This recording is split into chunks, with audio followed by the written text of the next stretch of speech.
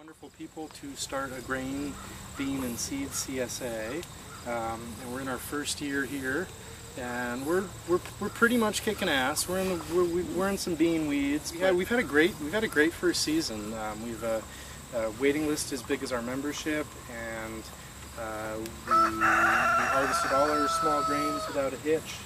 I mean, it's one of the exciting things about this project has been the wide interest in this whole sort of field of agriculture. I mean, across our region, in Vermont, Maine, New York, people are doing similar things. We're actually the only grain CSA in the region, but people have been, people are growing grains for bakeries, and basically what you have are, across the globe, grain reserves in developed countries are shrinking.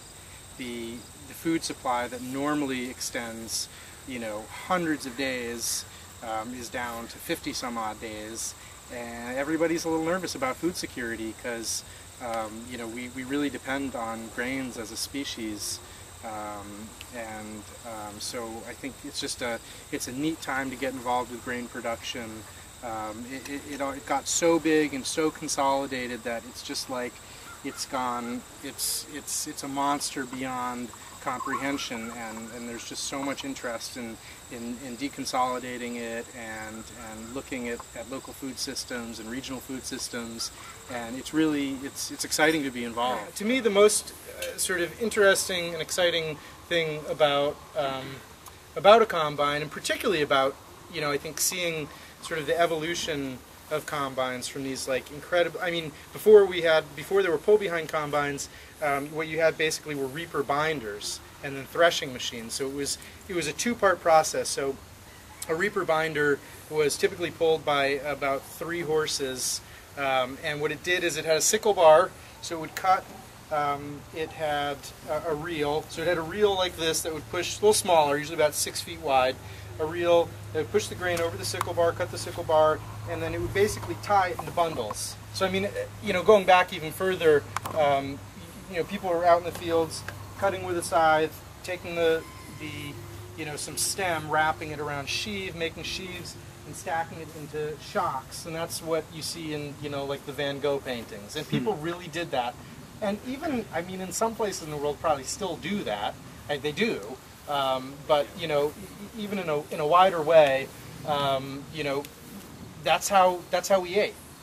Everyone had to go out. All capable men went out in the fields and worked on it together. It was, for thousands of years, it was a community event because that's how it had to be done. So to me, I mean, the amazing thing about a machine like this is it takes instead of an entire community to harvest and process its own grain, it takes like one person. I mean, modern combines are massive machines, and they do the work of like thousands of people in hours. So it's exciting though, because the thing is like, as you look into the sustainability and the energy requirements of different systems, and you think, well, okay, if agribusiness has gone over the cliff, and we need to reorient and build a sustainable food system that's going to tolerate higher energy prices, that's going to tolerate climate change, all these things, you still have to think about combines, because if you start to think about,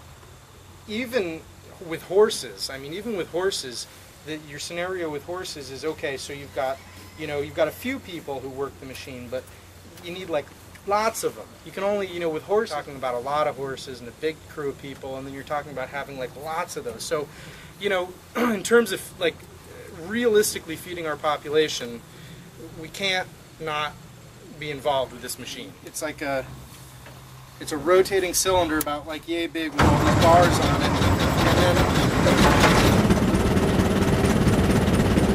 and then on the underside is what's called the concave. Basically, setting the distance between your threshing cylinder and the concave, that's what's gonna, as a head of grain goes between the threshing cylinder and the concave. It's a small gap, and it opens up the grain. The berries fall loose, and then they get closer to the